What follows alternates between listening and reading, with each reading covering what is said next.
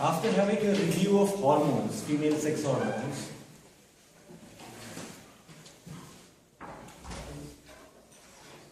we have a very important conceptual topic here, and it needs your attention, please. Be careful. Some part of this topic, I believe you have done it in the foundation module when you were doing embryology and basic things. But it will be done again from the physiological point of view this time, with some more interesting facts and with some clinical applications. So let's concentrate on the topic of ovarian and menstrual cycle.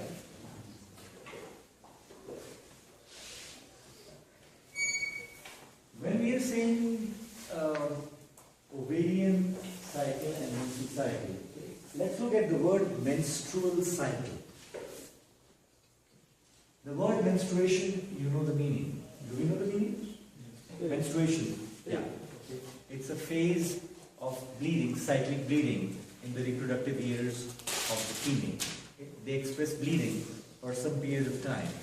And that is the reproductive time of the female life when this bleeding happens. It's a cyclic bleeding. The menstrual cycle basically includes all the cyclic changes. When I say cycle, it means this event is repeated after a certain period of time, again and again. Usually on the monthly basis in the females. But it's variable. Okay, it may be short, it may be periodic cycle, it may be moderate size. So in different females, in different parts of the world, different races, different genes, they express different types of menstrual cycles. So it's not fixed for every female to be the same duration. It's different. Okay? But for a female, if she's having a cycle of like 28 days or 30 days, okay, it is not necessary that throughout her life she will have a cycle of fixed 28 days or 38 days. It may be a variation, normal variation in her own cycle also. Okay? It differs from female to female, and it also differs in the same female under different circumstances. Okay? But most of the time, cycle remains more or less normal. Let's see. This cycle indicates, when this cycle starts in the female, it indicates sexual maturity, first of all. Okay? And it is telling us about the external evidence of maturity and reproduction, ability to reproduce. It means when this cycle starts, the female is sexually capable of reproducing and she can bear children. These changes are coming from the ovaries, and these changes are influencing the uterus. So please remember two key words: ovaries and uterus together as a set. Okay? We will study the changes in the ovaries, and we'll talk about the changes in the uterus. So sexual reproduction is the result or the outcome of the menstrual cycle. Okay? Well, I think we cannot play this animation. There is a problem here. So it's a take-home presentation. When you take it, you can play it yourself and you see the animations of different phases of the menstrual cycle. We'll talk about the stills or the slides of the menstrual cycle. Later you will see the play, and that will be more effective when you know about the menstrual cycle, and then when you see it, it will take you 1 minute only to understand. It's like a cartoon, you will see.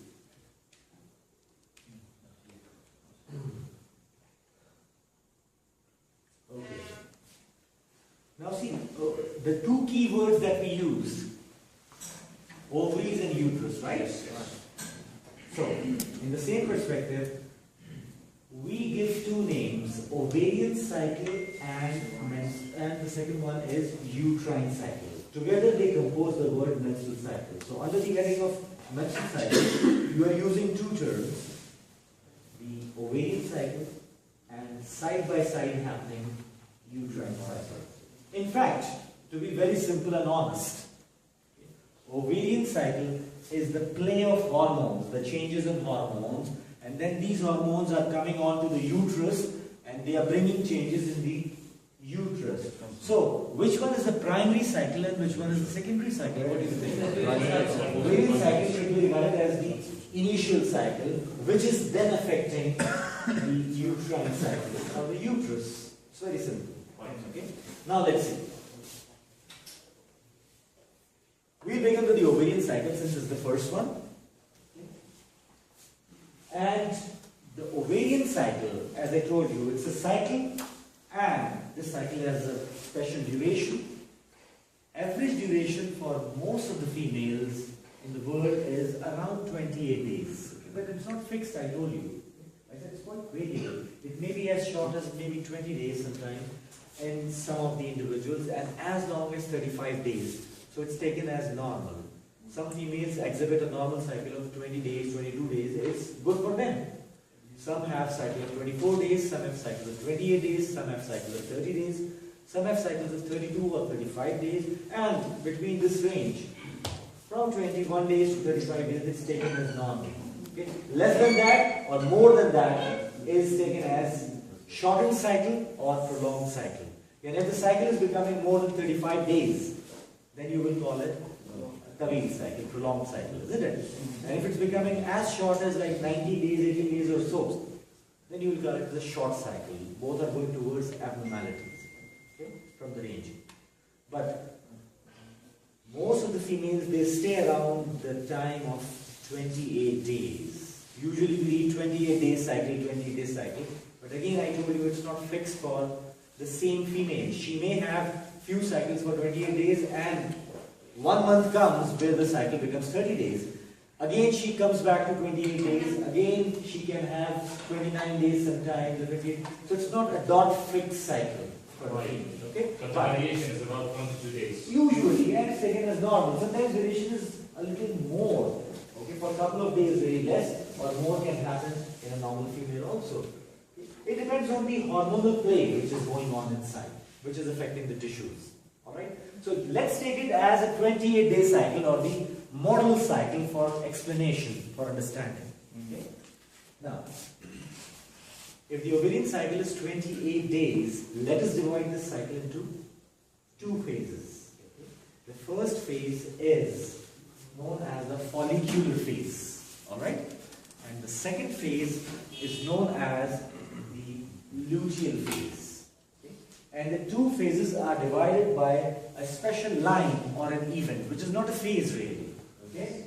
So, 3 stages you can say, but when you say about the phases, one phase is follicular phase, the other phase is luteal phase, and the dividing line between the 2 is a special event which is happening, a special happening, a special thing which is there, which is known as ovulation. Ovulation is a spontaneous event which happens, and then it's over, it's done. Okay? It's not a phase really. The 2 phases are separated by ovulation. Okay? Now, in a 28-day ovarian cycle, okay, luckily for most of the females, it's the 14th day where ovulation happens, and again you have 14 days, so it's nus. Okay, 14 days, and then ovulation, 14th day, and then after that you have 14 more days, so it's a total of 28 days in a cycle. If you name the cycle according to the ovulation, if you take ovulation as the reference, then one phase is before ovulation, and one phase is, so what do you call the phase before ovulation as? Pre-ovulatory phase. And after one is post-ovulatory phase. It's simple. Follicular phase, luteal phase. Ovarian cycle is one of the region of the menstrual cycle. Yes, ovarian cycle is a part of the menstrual cycle term, but this cycle is specifically happening in ovaries or ovarian changes and the hormonal releases we'll talk about. Okay? We'll not talk about the uterus, what is happening in the uterus. We'll only talk about the 2 ovaries, what is happening in the ovaries, what type of hormones are released from the ovaries, what other events are happening in the ovaries, what happens. So, This is it. what time did you do? This is menstrual cycle. This is also a part of menstrual cycle, but the second part of the menstrual cycle. Okay? The part of the story is ovarian cycle that we discussed. Okay? It has two phases: follicular or the pre-ovulatory, luteal or the post-ovulatory. Okay? And ovulation is again not a phase; it's only a distinction, a happening, an event. Okay? Now, get the background of follicles, and that is very interesting. Folliculogenesis. Okay? Now, that is a pretty complicated story, but at the same time interesting also.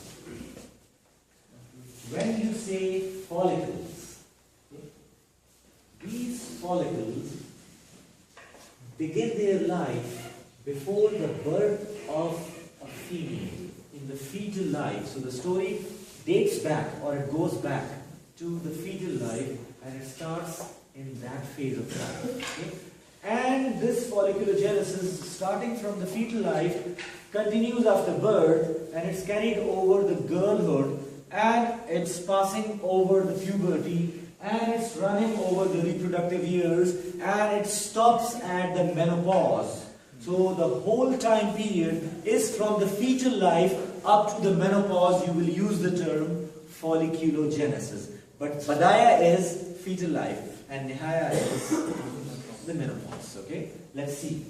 Okay? What happened? Now, different stages are shown for the follicles. These are the germ cells which develop in the fetal life, in the embryonic life. Okay? In the same embryonic life, these small germ cells, they divide by the mitosis, and then they take some stromal cells or covering of the stromal cells over them, and they become rounded bodies, individual rounded bodies like this, and this is now known as the follicle. Okay? Because inside you have the germ cell module here, and outside you have the connective tissue covering, single layer of cells module, flattened cells, covering it, protecting it. And now you will use a very special term, you will call it a follicle. Okay? What do you call it? Follicle. Before that, these are the germ cells. Now, a new designation, it's follicle. The very first follicle, the most primitive follicle, is called the primordial follicle. The very first one, modued in the fetal life, in the fetal ovaries, in the girl's ovaries. Okay? Yeah. This is primordial follicle. Okay?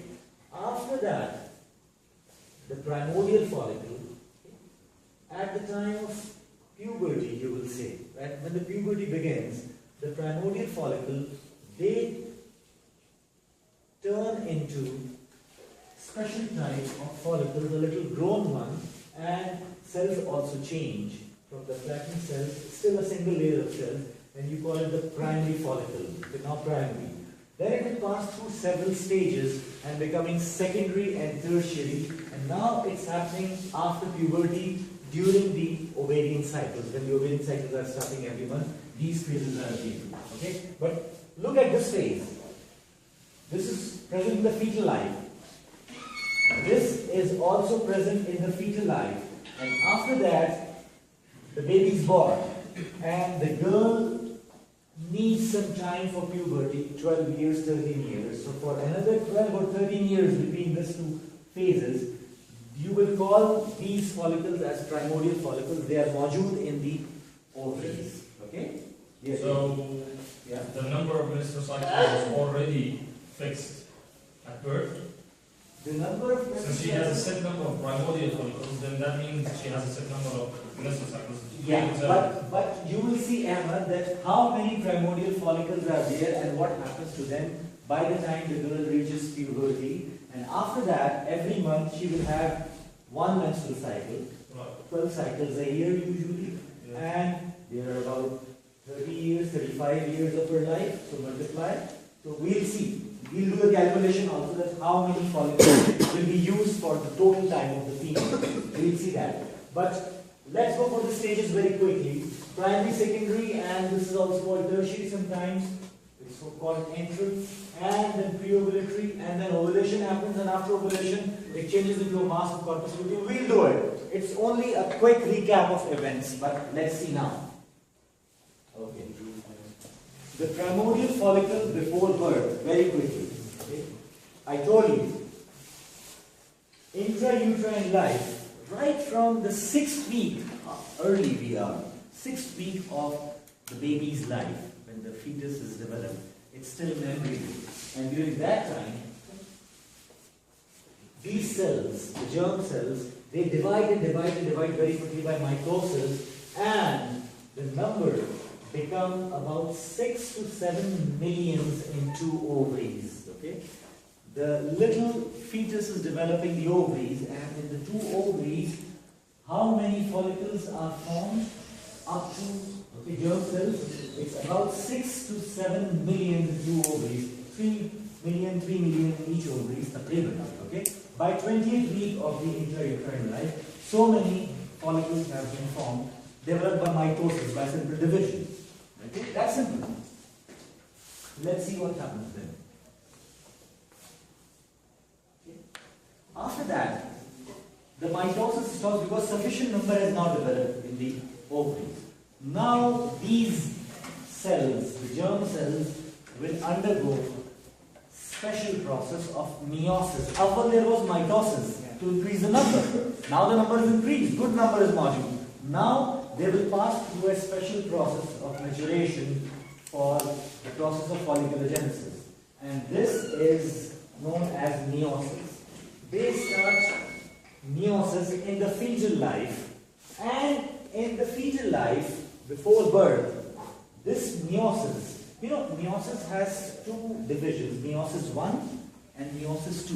Right. Okay? Alright? This meiosis 1 begins in the fetal life. Okay? And there are 4 phases: prophase, metaphase, anaphase, and telophase. Alright? As it passes through the first phase, prophase, almost it's frozen, freeze, and it stops. So it means meiosis begins in the fetal life and meiosis stops. In meiosis 1, in the prophase of meiosis, it stops. Now, this is the situation. Everything is frozen now. Everything is seized. So now the follicles are seized in a special state of meiosis 1. So it means when the child is born or the girl is born, the ovaries are having numerous follicles, but all the follicles are in meiosis 1. And which phase of meiosis 1? Prophase. They have stopped. They are not moving forward. Okay? This is the situation at Vilada, at the time of birth. Okay? Now you see, they are primordial follicles. They have stopped. Now this period of silence will remain till the time of puberty. Okay? Remember, the girl passes through the ages of 1, 2, 3, 4, 5, 6 up to the age of puberty, whatever it may be. Maybe it's 11 years, maybe 12 years or 13 years. These primordial follicles will remain in the state of meiosis 1. Okay. Now let's see what happens.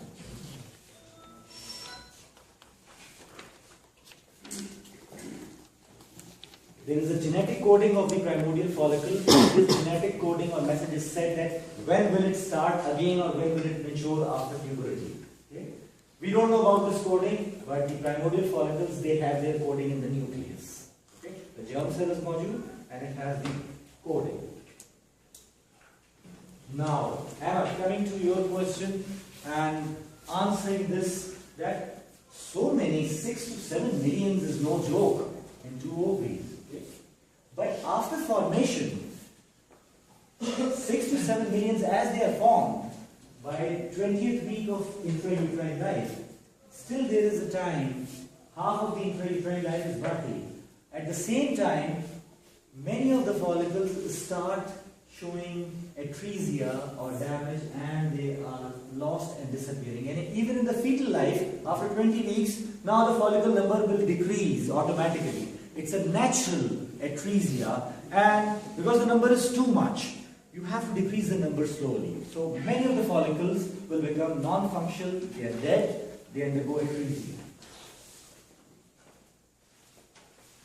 This process after birth also carries, and when the girl reaches the age of puberty, again at the time of maturity, the number from 6 to 7 millions drops to a value of only 300,000. Okay? in 2 ovaries, it remains about 300,000. Okay? Right from, imagine here, okay, it was 6 to 7, okay, and it becomes only 300. Now, exactly. What happens during the reproductive years? Okay, this process of loss of the primordial follicles continues from the fetal life till the menopause. They are decreasing in number and decreasing in number and decreasing in number. We are just watching what is happening. Okay, till puberty we have not used any for the purpose. They are just disappearing and they are decreasing in number. But now you see, during the reproductive years, how many reproductive years are there in the female life? Starting from the age of like 12 or 13 years up to the age of 50 years, 35 plus years or so, right? Yes. 35, 38 years like this. Less than 40 years, right? Okay? Usually. So it's less than 40 years or so. In that, how many total follicles are really and practically used for the purpose? These are about 300 to 500 follicles. But you might wonder, tell me, in 1 year, how many ovarian cycles will be there? 12. And you are multiplying this by, make it 40 years. Okay, 40. It will be 480 taqriban khamsamiya, isn't it? It's close to 500, isn't it? So between 300 and 500, these follicles are used. If the girl may not get pregnant, if it is pregnant, this number. Yes, okay. If the woman is becoming pregnant, then during that time for 9 months, no. Okay. Again, she is becoming pregnant. It depends on how many pregnancies. So that can delay the menopause then? No, menopause is not delayed. Menopause is not But you delayed. still But have the- follicles. yeah, follicles are there. But I am asking about how many ovulations she will have. Okay? You know, how many ovulations the ovas are released, okay, during her life. So it may vary from 300 to 500, depends, as the son is saying, if she's having repeated pregnancies. Gradually, okay, this is the maximum number used up by the females, up to 500 or so. Not more than that, from 300 to 500. So these are used for the ovulation purpose. Okay. The rest of the follicles, still there are so many follicles, they will gradually die with every ovulation cycle. Many follicles, 20, 30, 40 follicles or even more are dying and dying. Every month they are dying. So some are used for the purpose of ovulation and the rest of these are dying. But it's a very great safety factor. You have so many follicles module that there is no chance of the failure, alhamdulillah. Okay? You have abundance of follicles module. So many that you really have to remove those or you really have to get rid of those follicles. At the time of menopause, the story finishes. Taqriban, the functional follicles are not there, very few are there, and these are degenerating or abnormal follicles, and the female stops at the time of menopause. We know the meaning of menopause, Shabbat, all of us? Alright? Okay. So it's a natural process, really. So it's a run of follicles, a decreasing number of follicles from the fetal life. Soon after they are made, they start decreasing in number, and this happens till the time of menopause. Okay? What's it called? Men or pause? Menopause. Meno means pause, and pause means meno is menstruation or menstrual bleeding, and pause means Stop. stop. Okay? So you have a cessation of menstrual bleeding. Yes. So we have menopause even she has some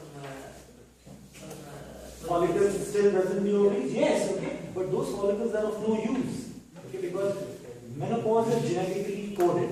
If it is there, then those follicles will eventually die. They are of no function, even if they are not in the ovaries. Okay? They are almost gone, but the remaining follicles are of no use. Okay? So of course after menopause a woman cannot get pregnant No. and she's sexually inactive. Not sexually active, don't say that. No. Okay? No. It's a psychic and social practice, Anna, in different cultures and in different backgrounds. Okay? Well, in West, the females remain sexually active for a long period of time because of their social setup. In other areas of the world, okay, depends on their cultural setup, and because of the growing of children and becoming grandmothers and grandfathers, they usually don't have sexual practice anymore. But it's not abstained really, and it's not prohibited in Islam also. That's not my point. But the point is, they're not sexually inactive, they're less active, you can say that. Automatically, naturally, they become less sexually active, but you cannot say it's if inactive. the hormones are decreased, It doesn't matter. Even the sexual desire is there, the libido is there, not as much as it is before menopause, but still there. It's much of a psychic drive. we also know that the shifting of the uterine mucosa and everything helps with the sexual activity. Since that doesn't happen anymore, something could go wrong, right?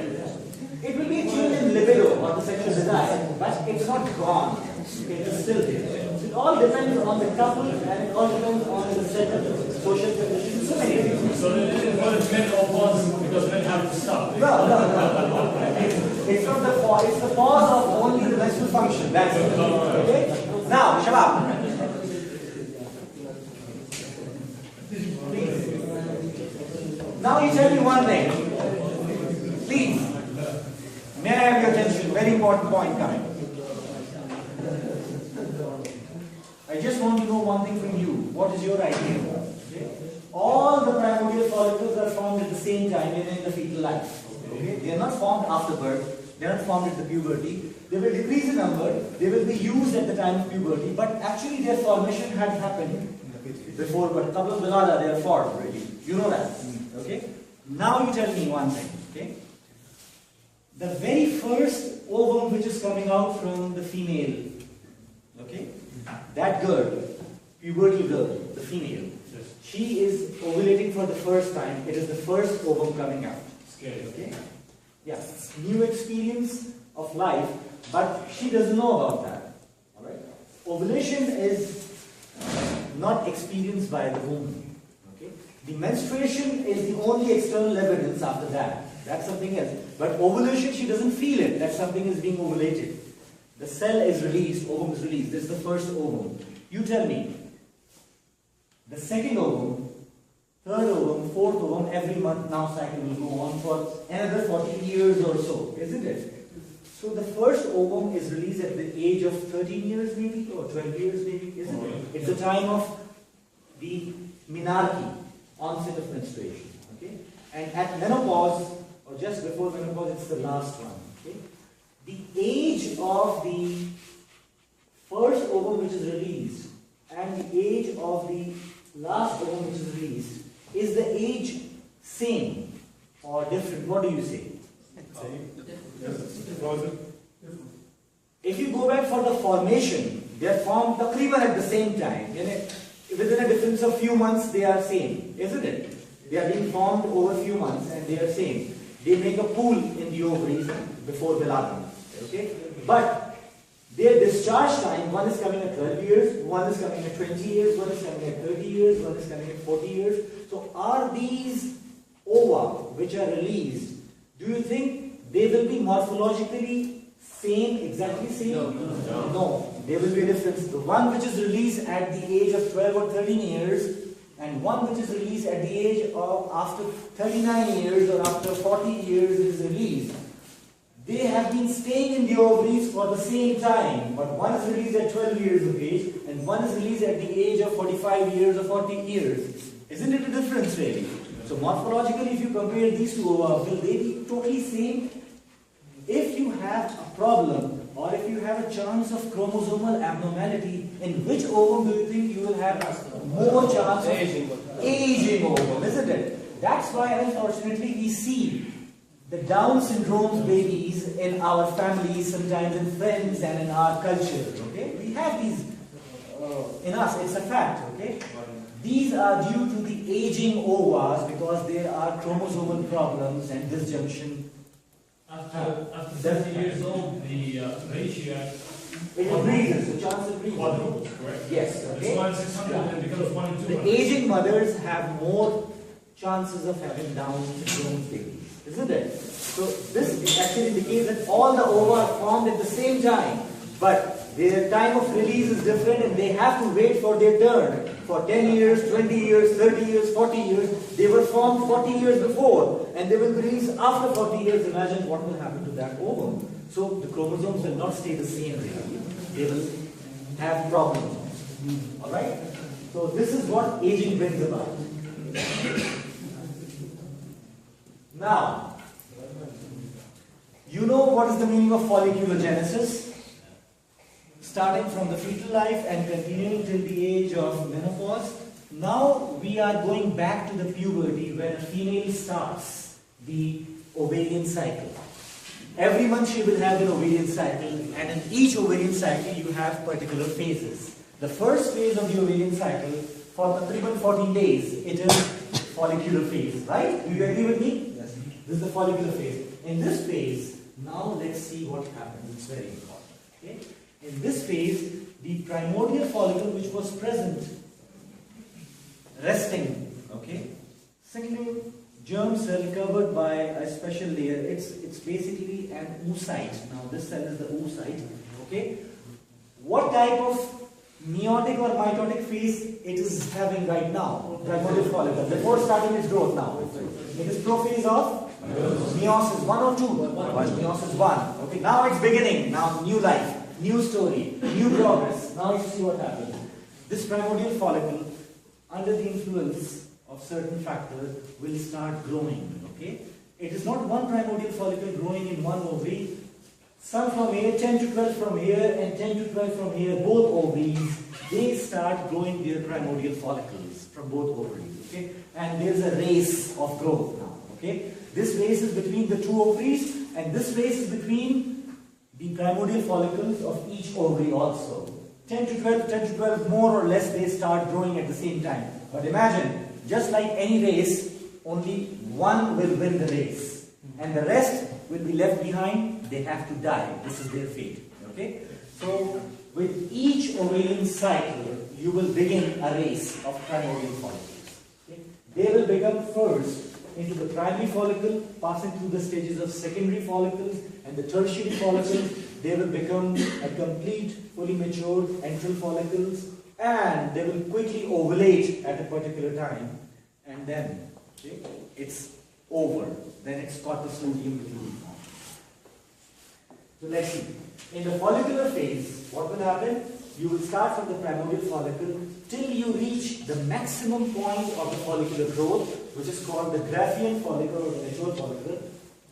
As this follicle ruptures on 14th day, this follicular phase is over, alas.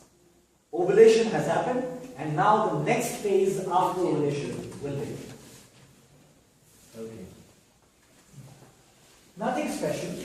Just have a look. The flattened cells are turning into the primary follicle, cuboidal cells, and these cuboidal cell covering of the stromal cells gain a special name. You call them granulosa cells. Okay? These are the granulosa cells. Before that, you don't use the term granulosa cells. These are the stromal cells, the basal lamina. Now it's granulosa cells, and inside the structure is known as the oocyte. You better not call it an ovum. When it is released at the time of ovulation, then you will use a new term of ovum. Before that, it's good to call it oocyte. Oocyte, oocyte, oocyte is changing. Okay? So inside you have the oocyte, and over the oocyte you have a layer of other cells. Okay? That is making a follicle or a structure. Am I okay so far? Are you getting it? Okay. I showed you in the beginning that this primary follicle will become multi-layered now from the granular cells. They will increase in number, layers will increase, and it will become secondary follicle. Remain a solid follicle, the size of the oocyte will increase, the number of cells will increase, and now in the secondary stage, there is a very special thing. Hormones are acting on these cells to increase their number and for their differentiation. So this stage, in the late secondary follicle, when the late secondary follicle is there, just before the formation of the antrum, the late secondary follicle is becoming gonadotropin dependent. Before that stage, before the late secondary follicle, still hormone receptors are appearing and the response has started, but the dependence, the true dependence comes in the late secondary stage. Okay? Now they are depending for their growth on hormones which are coming from the pituitary. We'll see those hormones. Okay?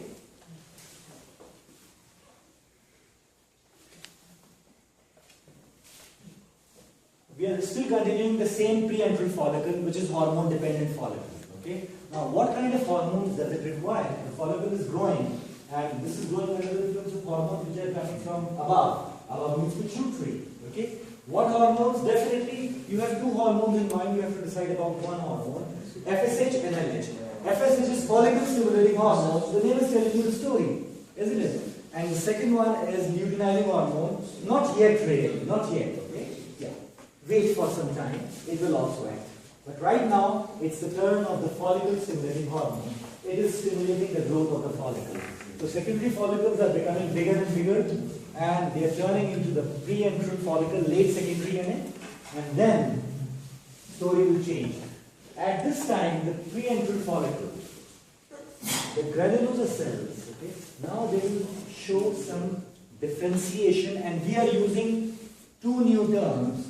The granulosa cell mass will now change and differentiate itself into a special surrounding layers called the theca cells. Okay? First granular cells were modules. Okay? But now these granulosa cells, the outer covering, they will develop a special covering called the theca cells. And these theca cells are of two types: theca internal and theca external cells. Okay?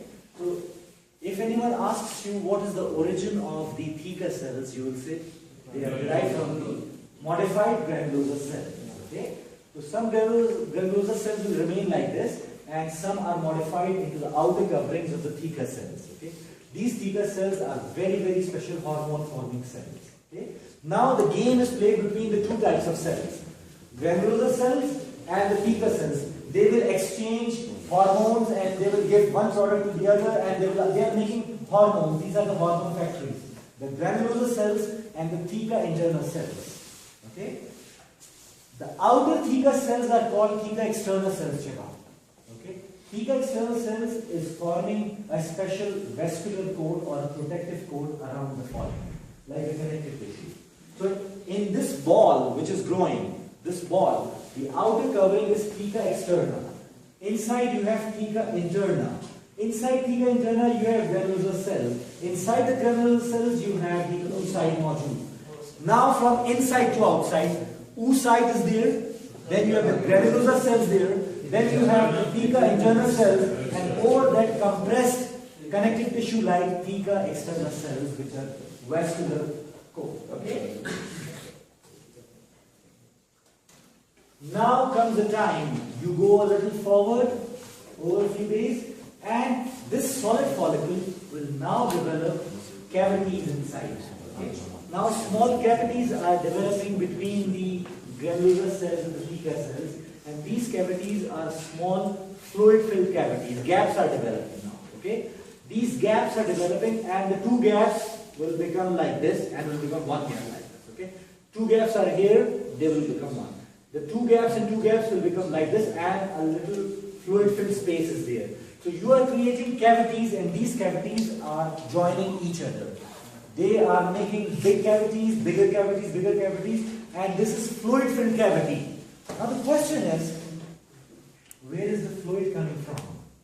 Okay? The fluid is coming from, it's the oozing plasma which is coming from theca externa cells. Okay? They have capillaries are oozing, and secretions are coming from the theca cells and the granulosa cells also. So a fluid-filled cavity is developed in the follicle. Shabab, the moment cavity appears in the follicle, it is not called pre-antral follicle, it is now known as the antral follicle. Antral means cavity. Okay? So this cavity appears like this. This is a big cavity if you see. Okay? This is oocyte here, and oocyte is surrounded by a few layers of cells, and this is attached here. These are the theca cells, theca internal cells, and theca external cells here. And this cavity has developed so much, and it is completely filled with the fluid. Okay? Now it's juicy and filled with the fluid. It's a very big cavity. What is the significance of this fluid? Any idea? Okay, it will be a physical force for the rupture of that Sultan is saying, because if you are filling it more and more, a time will come that it will rupture. Okay, what else is the importance of this cavity? Hormonal pool, very nice, Ahmad. It's filled with the hormones. The hormones are coming, the estrogens are coming, the FSH is also coming. It is basically storing two hormones, Shabab. Okay, estrogen, which is secreted by these cells, the theca cells and nerve cells, and the FSH, which is coming from pituitary. But how is FSH reaching there? This is the question. How is it coming into the pool? The blood vessels. You have theca externa. Theca externa has the blood vessels. These blood vessels have capillaries. These capillaries are oozing fluid. Hormone FSH is coming from those capillaries into the pool. And now it's a very good pool, store of the FSH and estrogen, two hormones, please. Okay.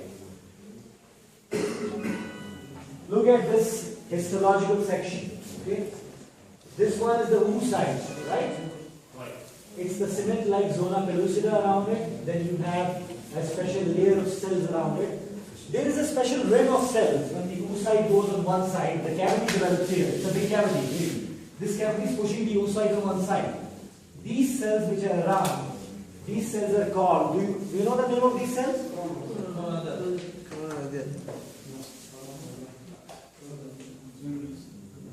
No, it's not coronary data. You are not wrong in a way. Coronary data is only one layer of these cells just outside the zona pellucida. This particular layer, single layer, is coronary data. Okay.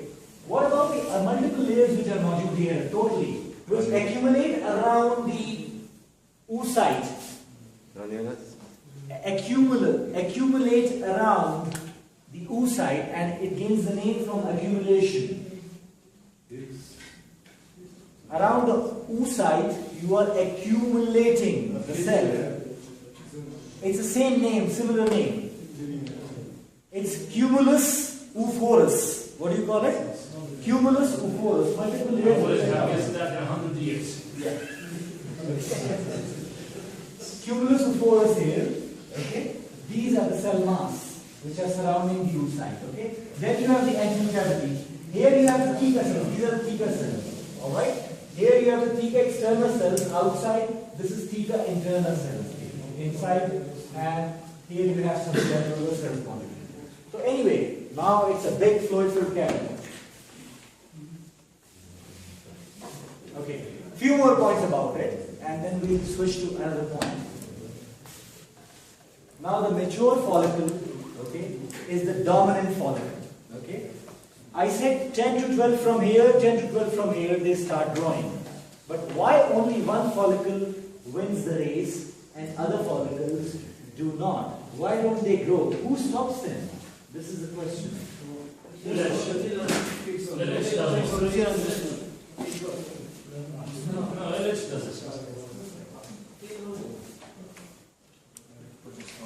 Now, what we are doing is that we are making estrogen, right, from the follicular cells.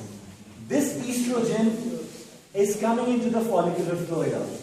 But this estrogen is also going into the blood. You can't stop it from going into the blood.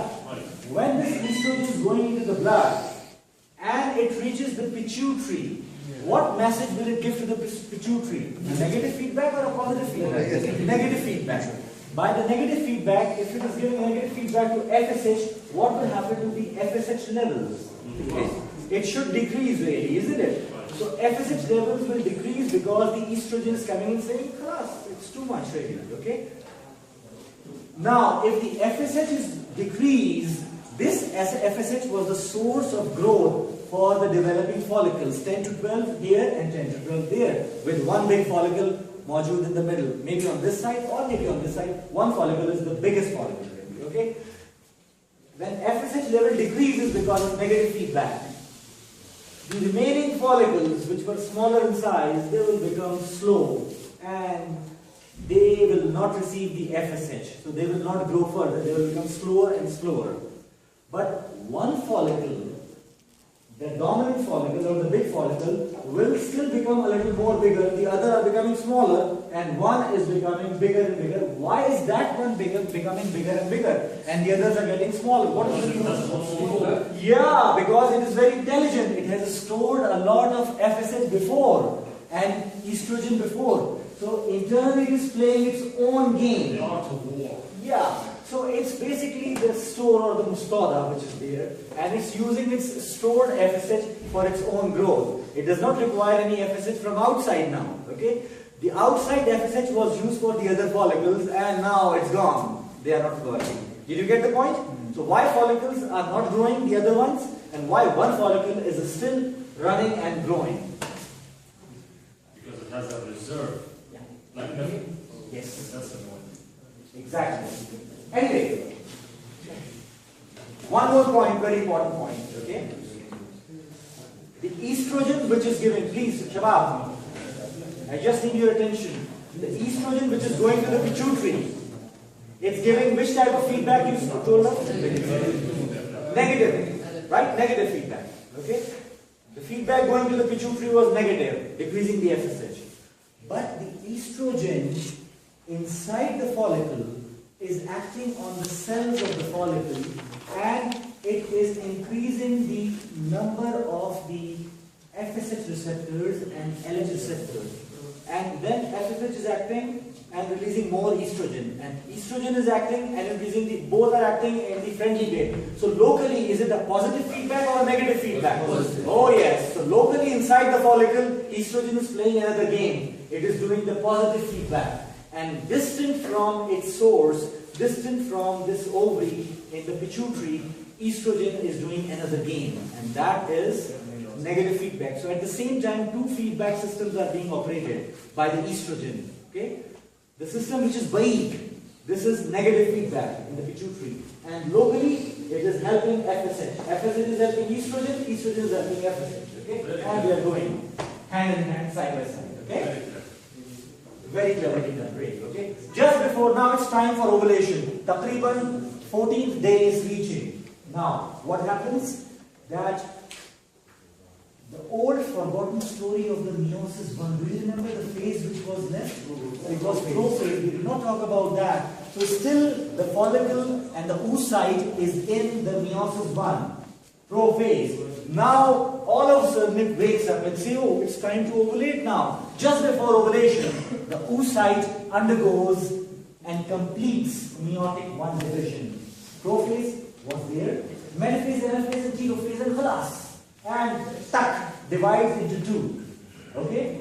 The diploid cell divides into two haploid cells. One cell is the first polar body, and the other cell is the ovum or the secondary oocyte.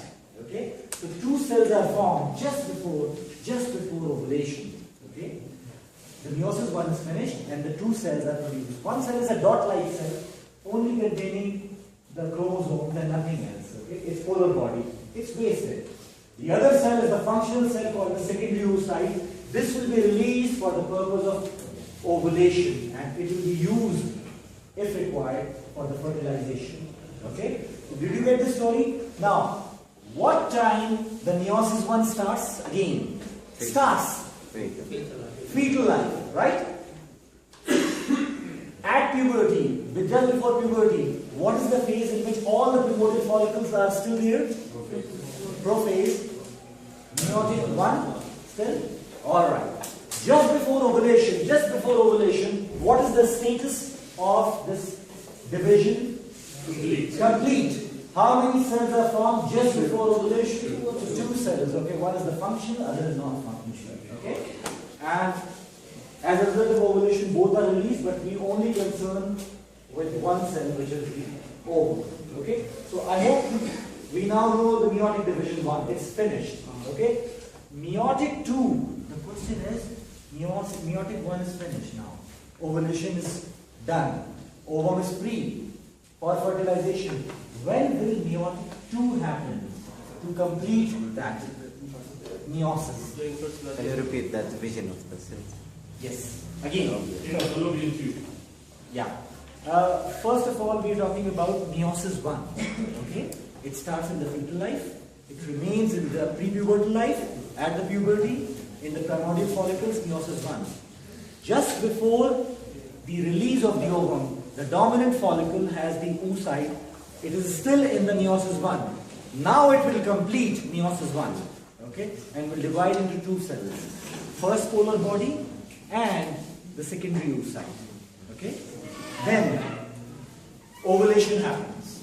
After ovulation, when fertilization happens, the sperm has penetrated the ovum and they fuse. At that time, meiosis 2 will happen. So remember the timings of meiosis 1 starting, meiosis 1 finishing, and meiosis 2 happening. You should know. Okay? It's simple, really. It's simple.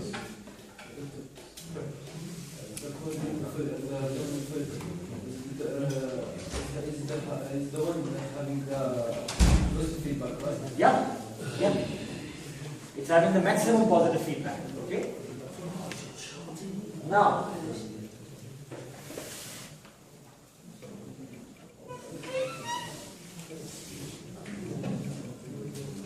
a very strange thing is happening, Shabab, now. Please. Okay? Now, it's almost the time to ovulate. It's about time to ovulate, to rupture. Okay? Just before that, about 36 hours before that, or 24 hours before that, okay, there is a change, a very strange change coming in the behavior of the estrogen. Estrogen is released more and more and more, you know, because the dominant follicle has enormous quantities of estrogen released into blood also.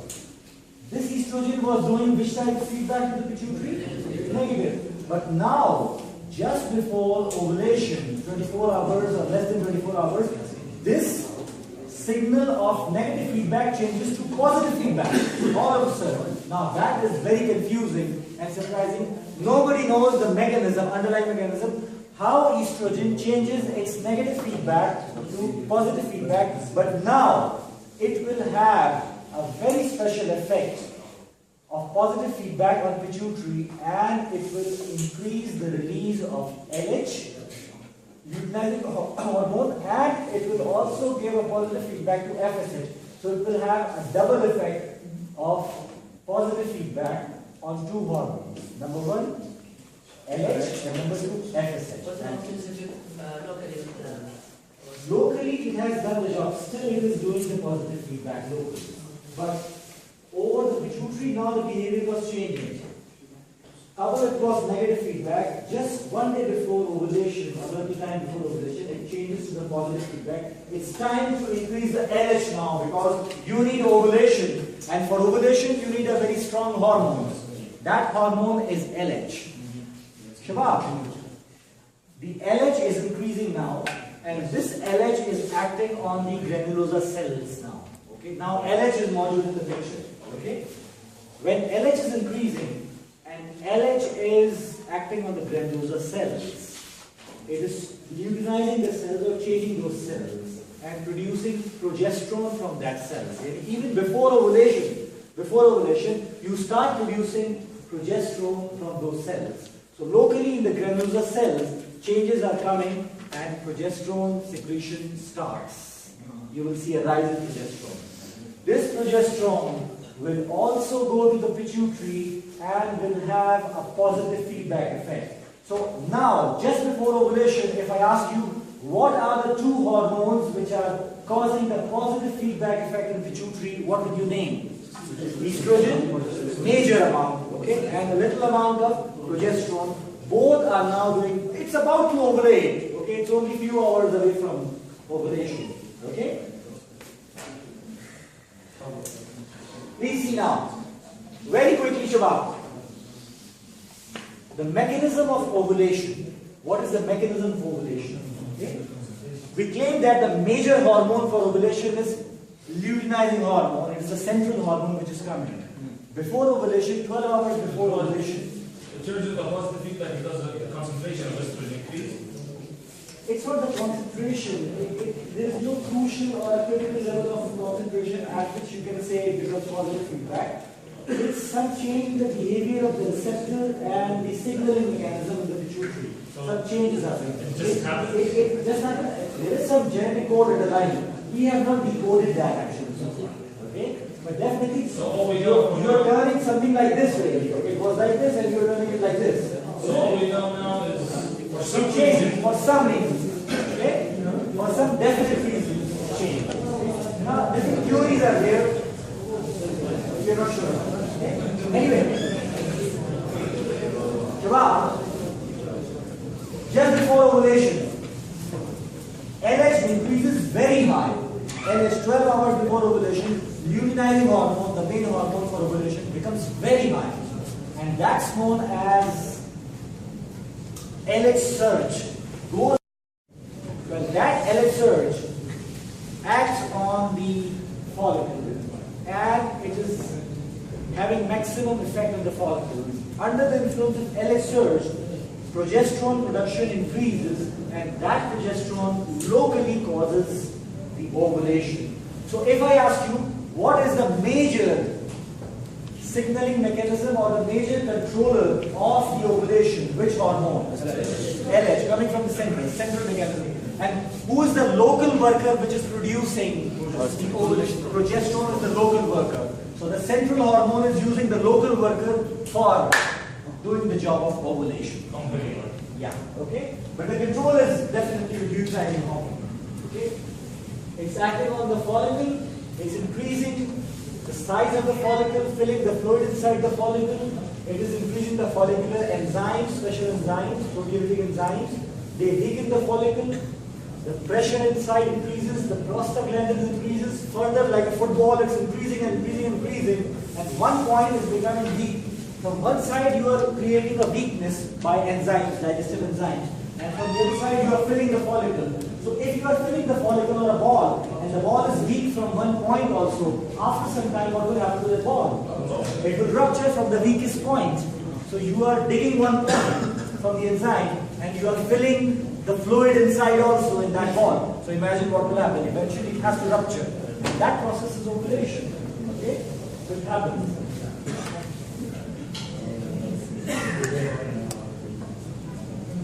Now, ovulation has happened. After ovulation, Shabab, the story is very simple. After ovulation, now, the luteinizing hormone's job is not finished. It will still act on the remaining leftover cells and will turn those cells into lipid-filled cells, yellowish cells, called the lutein cells, and the mass becomes corpus luteum. This corpus luteum is amazing endocrine structure. It does a great job for another 10 to 14 days really. Okay? This corpus luteum maintains the secretion, high levels of progesterone secretion and a good level of estrogen secretion. Okay? After about 10 days or so, this corpus luteum becomes smaller in size. Okay? And the hormone secretion decreases. Alright? Estrogen, progesterone secretion decreases. And then gradually it becomes atrophic and atrophic, and then you will see it goes, the levels of estrogen and progesterone will drop down. Okay?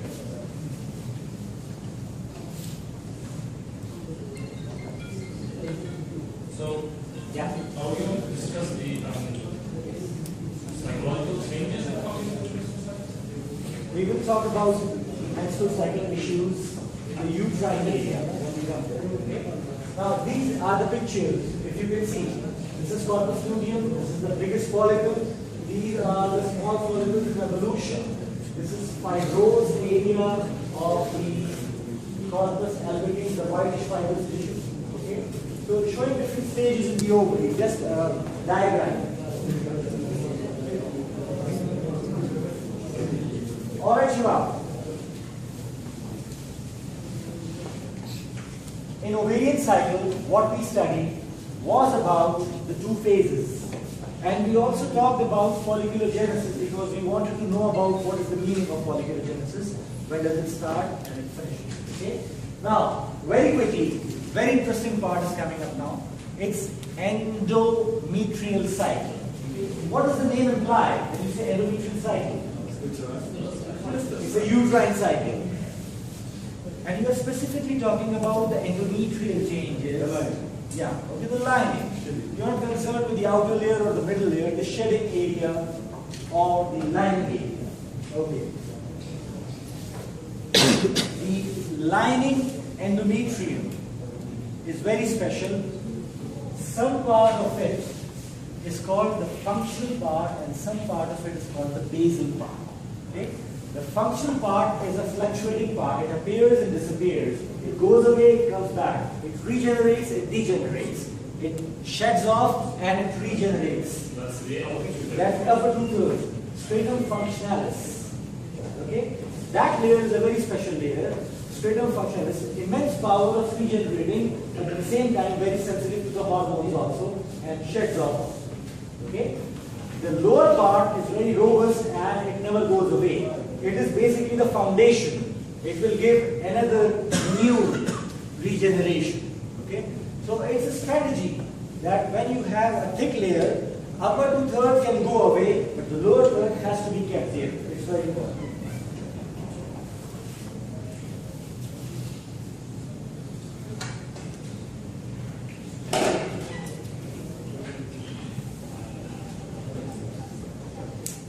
In 2 points only. When you are growing the endometrium, please Shabbat. When you are growing the endometrium, what you are doing is that you are constructing the glands and the stroma, the blood vessels found in the stroma and the glands. They increase and increase and increase and they will make the thick layer of the endometrium. It becomes mature. Okay? This happens in the endometrial regeneration. Now, did we talk about the length of the menstrual cycle before? Yeah. We said that there are variable issues and expressions from 21 days to 35 days, sometimes from 25 days to 35 days. Different books say different things about it, but it's okay. From 21 days to 35 days, it's considered as normal. Okay? In most of the books, it says like this. Less than that and more than that, you will learn few terms really. The short cycle and long cycle, inshallah, very soon in the lecture of the obs and gynae. Inshallah, you will see. Now, let's divide this endometrial cycle into 3 phases. Shabab. How many phases were there in the ovarian cycle? First you tell me again. Okay, with a dividing point of ovulation, right? Here we are dividing this into 3 phases. Okay? The same 28 days. Same. Because this cycle is a reflection of the ovarian cycle. Whatever is happening in the ovaries and hormones are coming out, they are affecting the uterus and they are producing uterine changes and they are causing the endometrial cycle. 3 phases. Okay? So you are comparing now the ovarian cycle and the endometrial cycle. Over there it was 2 phases. Here there are 3 phases. Okay? What are these 3 phases?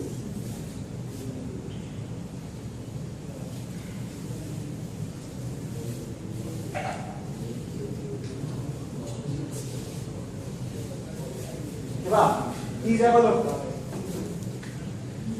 Okay.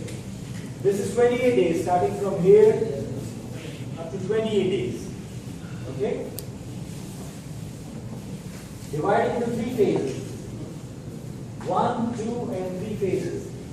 When the cycle begins, one phase is the menstrual phase or the bleeding phase. One phase is the growth phase or the proliferative phase. And one phase is when the embryo becomes really secretory and juicy for implantation. 3 phases. The bleeding phase, the growth phase for development and construction, and finally, maturation phase where it becomes secretory in nature and full mature. Now, the first phase is called the menstrual phase or the bleeding phase. The second phase is proliferative phase, and the third phase is the secretory phase. Okay? The females begin their cycle. Okay, when the bleeding starts in the female on the very first day of the cycle, okay, when the cycle begins, is it this bleeding, which is the starting of menstruation, is it showing the end of the cycle or the beginning of the cycle? What do you think? Beginning of the cycle. Okay, there are two concepts. Some people believe that once the cycle finishes, now it's time to bleed. And then after bleeding, you start a new cycle. The others believe that, no, the first day of the bleeding is the first day of the cycle. Okay? So it means the very first phase of the cycle is the bleeding phase. After that, you will have a growth phase. After that, you will have a maximum secretory phase. Okay? So which one sounds logical? Menstrual phase, proliferative phase, and then secretory phase, or proliferative phase, secretory phase, and then comes the menstrual phase. What do you think? They're one and the same. And then it forms a circle. They will, because the cycles are fused with each other. But if you have to define the beginning and the end of the cycle, then you have to choose one phase. Then I'll have to go with bleeding first. Because the very first ovulation comes with bleeding.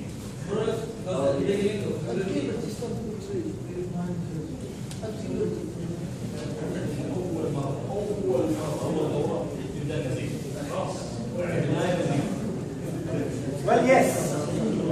Wow, this is very important. And we have to remember that. The first phase or the first day of the cycle, is actually the first day of the bleeding or the evidence of menstruation. Once the bleeding starts in the female, once she wakes up in the morning or any time during the daytime, she feels that bleeding has started. This is the beginning of the new cycle. So first day of the bleeding is the first day of the cycle. Okay? Now this menstrual phase carries for a few days. 4, 5, 6 days, up 8 days or so like this. In different women, it's different. After that, you have a construction phase.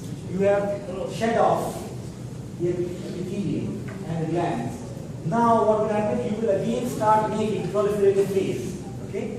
And till the 14th day, okay, the proliferative phase is usually finished. At the 14th day, there is a special event occurring in the ovarian cycle. What was that event? Ovulation is happening. So ovulation is dividing the proliferative phase from the secretory phase. Alright?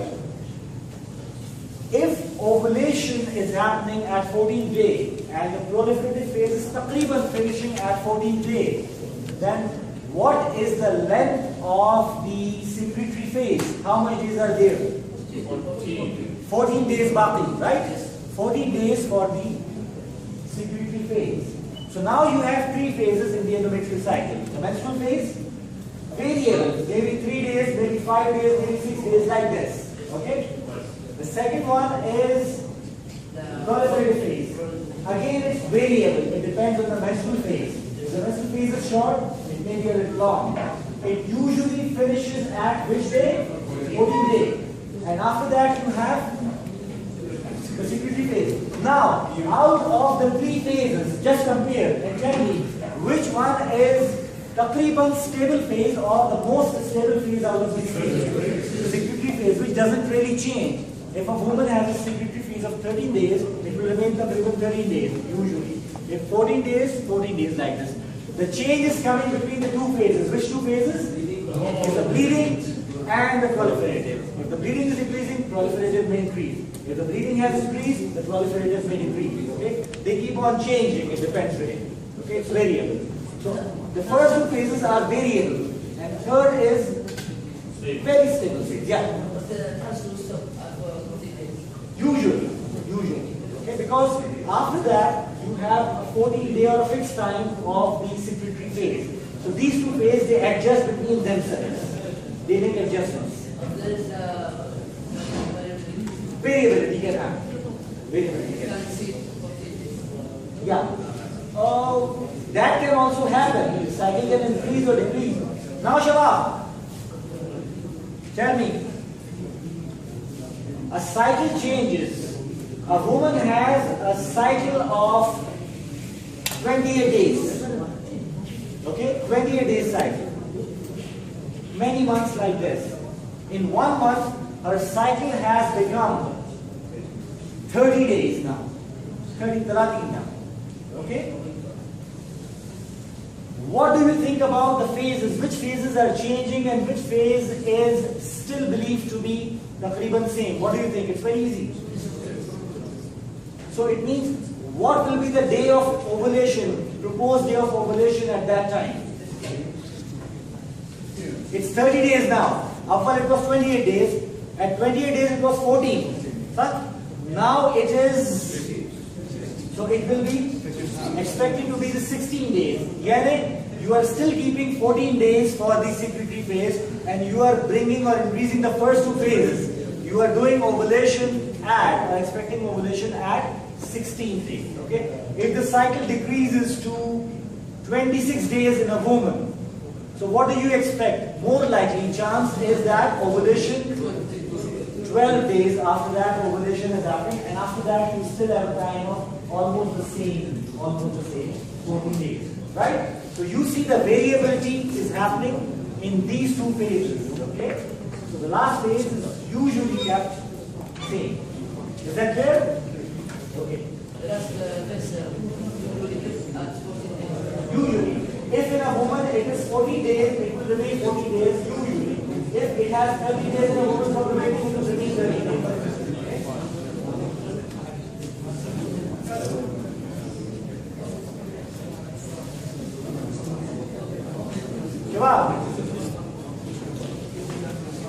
This cycle is very easy, you can read it yourself. I'm just giving you few points for the tips. Only few points, okay? Now, what is the cause of menstruation? This is an important question. Okay? And what is the mechanism of menstruation? We have to answer these two questions. Okay? Menstrual fluid. How much do you think is the quantity of the menstrual fluid? Not much. What do you mean by menstrual fluid? The blood, which is coming over 5 days in a female, usually 3 days, 4 days, 5 days. How much quantity of the total menstrual fluid of the blood is coming?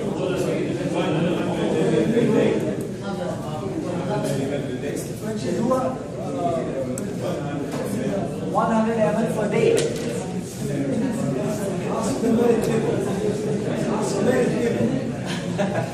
No, even many people don't know that. I'm telling you, it's not their job to know. Actually, it's the personal experience of the female. Now, the most important thing is that we have a misconception that it's a large amount of blood which is coming every day. This menstrual bleeding, Shabab, it's variable, but it's not usually more than 80 ml in 5 days. Okay? Alhamdulillah, the female is not losing a large amount of blood, out of which half is blood and half are other secretions. So actually, if you see, well, it looks scary that she is losing a large amount of blood, but she is not losing a large amount, alhamdulillah. No, that is something else. Sometimes when there is abnormal menstruation. They blame menstruation on anemia. No, alhamdulillah. It's an injustice and you can never expect injustice from Allah subhanahu wa ta'ala. It's not possible really. Okay? You cannot project that to the extent of anemia. No. Never. It doesn't become like severe pain. That's something different. That's another thing. Okay? How much pain is it? It's variable again. Quite different. Some complain as if they're going to die and then they become Sometimes so angry and so violent. it is definitely. Shabab, the quantity of menstrual blood is little, less than 80 ml. If it becomes more than 80 ml, beyond 100 ml, it's an abnormal. Okay? So it's a little amount. Shabab, bleeding. Okay? Type of bleeding. You have to find out Is it the arterial bleeding or the venous bleeding? Okay? I'll ask you later, it's written here. You will have to find out the question, arterial bleeding or the venous bleeding or what? What is the source of the bleeding? Well, the mechanism of the bleeding is actually the vasospasm, which is caused by some local prostaglandins, local chemical factors causing it. Remember one word, Jawab, for this bleeding. The menstrual bleeding, use a very special term, it's a withdrawal bleeding. It's known as a withdrawal bleeding. What are you withdrawing actually? What are you withdrawing from the female so that the bleeding starts? Hormones, right? Now, which hormones are you talking about? Estrogen and progesterone. Jawab, estrogen and progesterone are the continuous support to the uterus for the growth of endometrium, and they are maintaining it. If you withdraw these hormones from the blood at any given time, all of a sudden the endometrium will shrink. Physically, the glands are compressed, locally ischemia will happen, prostaglandins will be released, and they will cause vasospasm and degeneration, and the bleeding will start. Okay? You will see the role of prostaglandin F2 alpha here.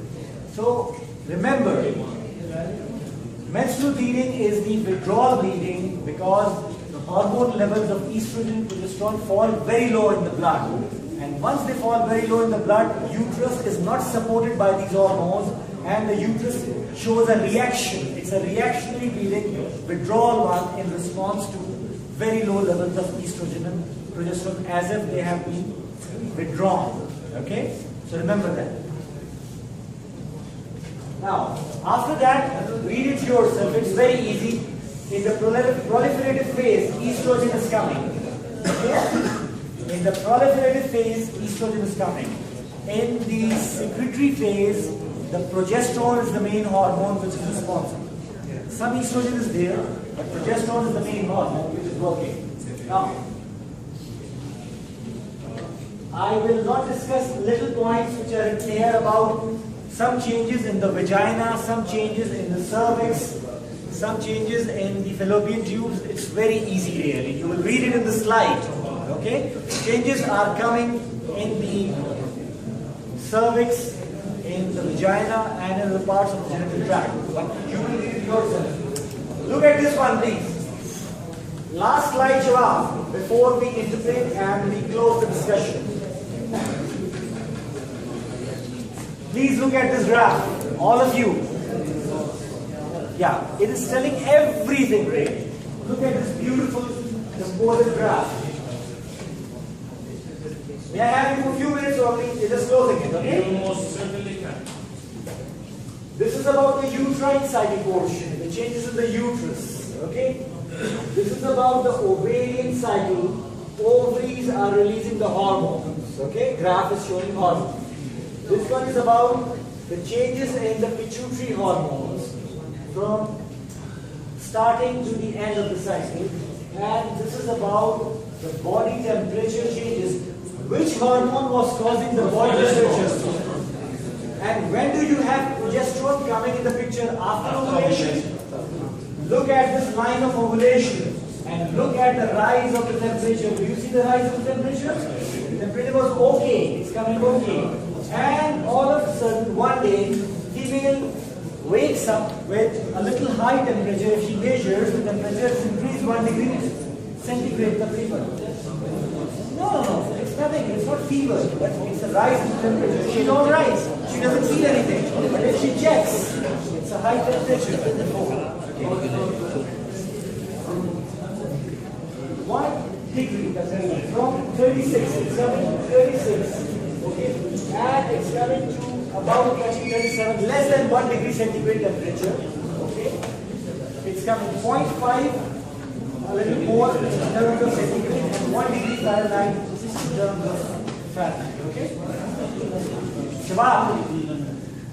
So, ovulation is the hallmark of change in the temperature because of progesterone. Can you see it in the graph? Okay.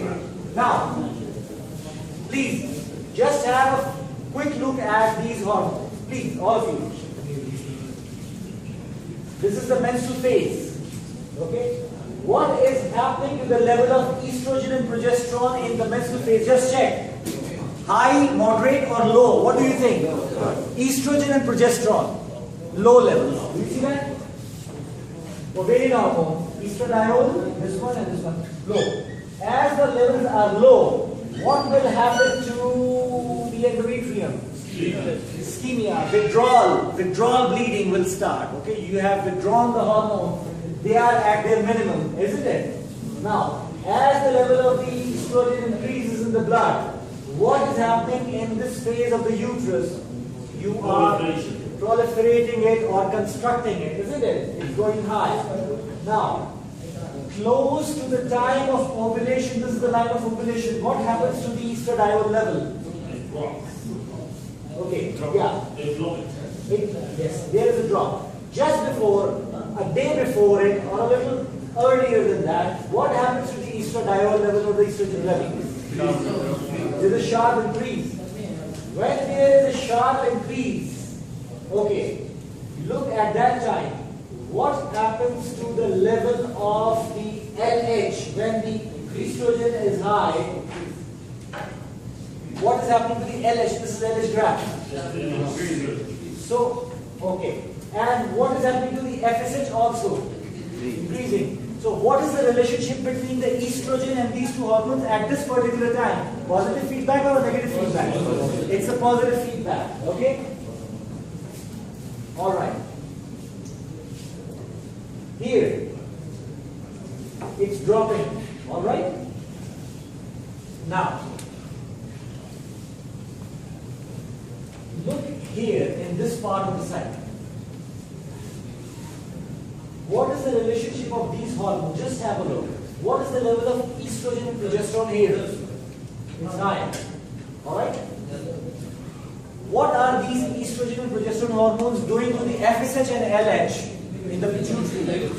It's a negative feedback. Okay? Again, the situation is normal. It's a negative feedback just as we expect, isn't it? But only at a particular time, just before ovulation, things change in a very strange way. We don't know why. What is the exact reason why it changes?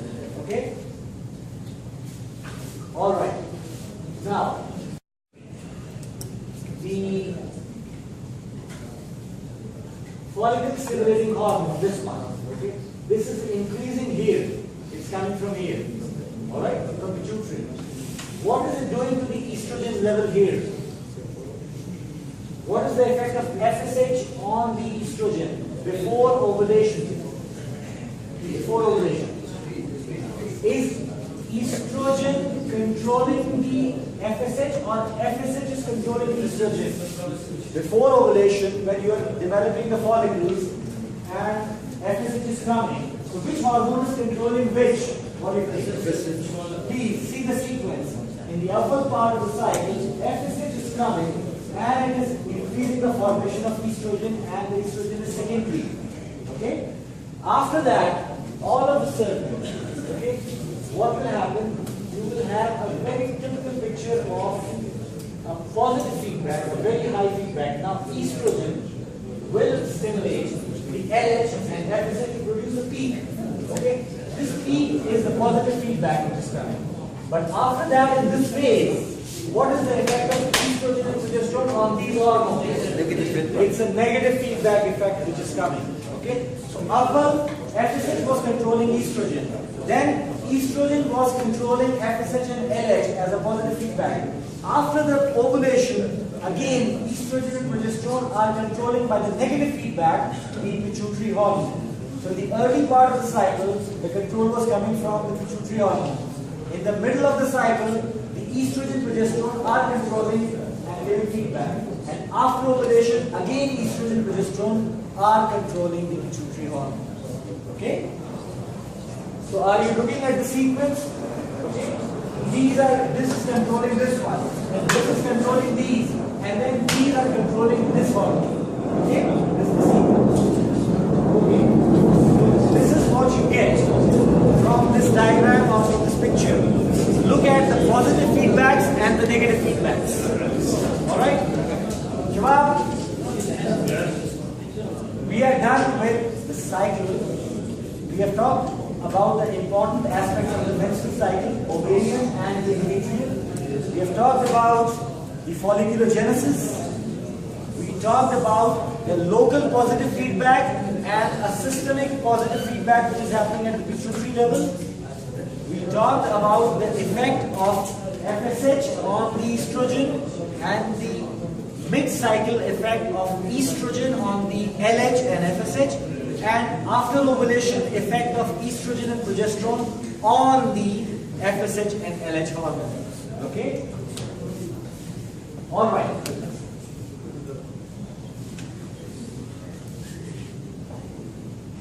This hormone, LH, if you see here, this line, is it a low level or high level? When there is a low level going on here, what is happening in the follicular stage? What kind of structure is modular in the follicular stage? Corpus luteum.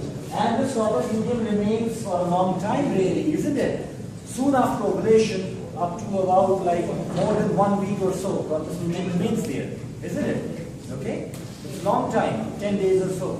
So it means you are maintaining the corpus luteum. The question is, who is maintaining the corpus luteum? Who is maintaining the corpus luteum? You need some hormonal support for the progesterone is the product of the corpus luteum. It's coming out. LH. Yeah, LH. But look at the levels of the LH. It means corpus luteum, is it sensitive to the high levels of LH, moderate levels of LH, or the low levels of LH? What do you say? That's the point, okay? So, very low levels of LH are required to maintain the corpus luteum. You don't require large quantities. A little level is enough. You can maintain it for a long time. High level of LH will be the High levels of LH will then have other problems. If you have high, then it will have a normal effect on the proliferation of the corpus. You have a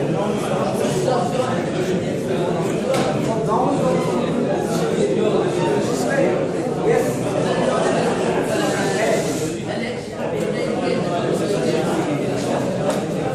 Jawab, is the cycle clear now? Yes. Thank you very much. If you have any questions,